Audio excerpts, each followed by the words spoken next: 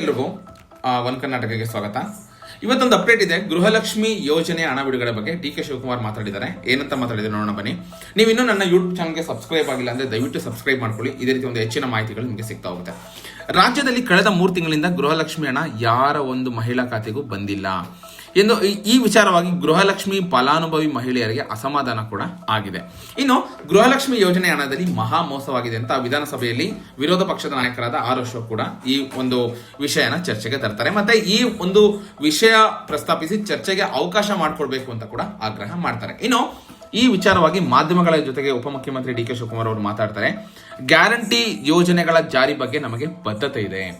ಕೇಂದ್ರ ಸರ್ಕಾರ ಜಿಎಸ್ಟಿ ಪರಿಷ್ಕರಣೆ ಮೂಲಕ ರಾಜ್ಯದ ಆದಾಯನ ಕಡಿಮೆ ಮಾಡ್ತಾ ಬಂದಿದೆ. ವಾರ್ಷಿಕ 10 ರಿಂದ 15 ಸಾವಿರ ಕೋಟಿ ರು ಕೊರತೆಯಾಗಿದೆ. ನಾವು ಕೊಟ್ಟ ಮಾತಿಗೆ ಬದ್ಧವಾಗಿದ್ದೇವೆ. ಗೃಹಲಕ್ಷ್ಮಿ ಯೋಜನೆ ಹಣ 1-2 ತಿಂಗಳು ಹೆಚ್ಚು ಕಮ್ಮಿ ಆಗಲಿದೆ. ಶೀಘ್ರದಲ್ಲಿ ಎಲ್ಲಾ ಒಂದು ತಿಂಗಳ ಹಣ ಜಮಾ ಆಗುತ್ತೆ ಅಂತ ಕೂಡ ತಿಳಿಸಿದ್ದಾರೆ. ಓಕೆನಾ.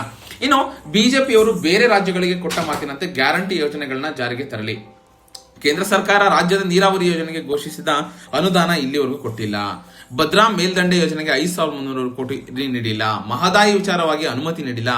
ಬಿಜೆಪಿ ಯಾಕೆ ಈ ಬಗ್ಗೆ ಮಾತನಾಡ್ತಿಲ್ಲ ಅಂತ ಅವರು ಕೂಡ ಕ್ವಶನ್ ಮಾಡ್ತಾರೆ. ಇಲ್ಲಿ ಏನಾಗ್ತಿದೆ, ಗೃಹಲಕ್ಷ್ಮಿ ಯೋಜನೆ ಹಣ 3 ತಿಂಗಳಿಂದ ಬಂದಿಲ್ಲ. ಓಕೆನಾ. ಸೊ ಹಾಗಾಗಿ ಎಲ್ಲರೂ ಕೂಡ ಕ್ವಶನ್ ಮಾಡ್ತಿದ್ದಾರೆ. ಸೊ ಸರ್ಕಾರ ಏನ್ ಹೇಳಿತ್ತು, ಈ ಗೃಹಲಕ್ಷ್ಮಿ ಆಗಿರ್ಬೋದು ಅಥವಾ ಗೃಹ ಜ್ಯೋತಿ ಆಗಿರ್ಬೋದು, ಈ ರೀತಿ ಒಂದು ಬಸ್ನ ಫ್ರೀ ಕೊಡ್ತೀವಿ ಅಂತ ಹೇಳಿ ಗೆದ್ದಿದ್ದಾರೆ ಎಲೆಕ್ಷನ್. ಅದರಿಂದಾನೇ ಎಲೆಕ್ಷನ್ ಗೆದ್ದಿದ್ದಾರೆ. ಈ ರೀತಿ ಬಿಜೆಪಿಯವರು ವಾದ ಮಾಡ್ತಾ ಇದ್ದಾರೆ. ಓಕೆನಾ. ಸೊ ಇದರೆಲ್ಲ ಒಂದು ಫ್ರೀ ಕೊಡ್ತೀವಿ ಅನ್ನೋ ಒಂದು ಹೇಳಿ ಎಲೆಕ್ಷನ್ ನ ಗೆದ್ದಿದ್ದಾರೆ ಅಂತ. ಸೊ ಸರ್ಕಾರ ಏನ್ ಹೇಳ್ತಿದೆ, ನಾವು ಇದಕ್ಕೆ ಬದ್ಧವಾಗಿದ್ದೇವೆ, ನಾವು ಕೊಡ್ತೀವಿ, ಆದ್ರೆ ನಮಗೆ ಕೇಂದ್ರ ಸರ್ಕಾರದಿಂದ ಬರಬೇಕಾಗಿರೋ ಹಣ ಬರ್ತಾ ಇಲ್ಲ ಅಂತ. ಜಿಎಸ್ಟಿ ನಲ್ಲೂ ಕೂಡ ಮೋಸ ಆಗ್ತಿದೆ ಅಂತ ಅವರು ಹೇಳಿದ್ದಾರೆ. ಸೊ ಜಿಎಸ್ಟಿ ನಲ್ಲಿ ಮೋಸ ಆಗೋದು ಬಿಡೋದು ಸೆಕೆಂಡರಿ. ನೀವು ಕೊಟ್ಟ ಮಾತಿನಂತೆ ನಡ್ಕೋಬೇಕಾದ್ರೆ ನಿಮ್ದೇನಿದೆ ನೀವು ಅದನ್ನ ಯೋಚನೆ ಮಾಡಬೇಕಿತ್ತು ಮುಂಚೆ ಅಂತ ಕೂಡ ಜನಗಳು ಇವಾಗ ಕ್ವಶನ್ ಮಾಡ್ತಿರೋದು ಇದ್ದೇ ಇದೆ. ಓಕೆನಾ.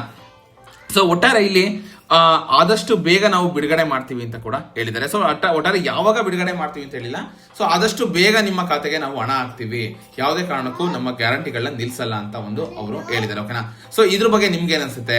ಸೊ ಈಗ ಗ್ಯಾರಂಟಿ ಕೊಡ್ತಾ ಹೋದ್ರೆ ಸರ್ಕಾರದ ಕತೆ ಏನಾಗುತ್ತೆ ಅಥವಾ ಕರ್ನಾಟಕದ ಕತೆ ಏನಾಗ್ಬೋದು?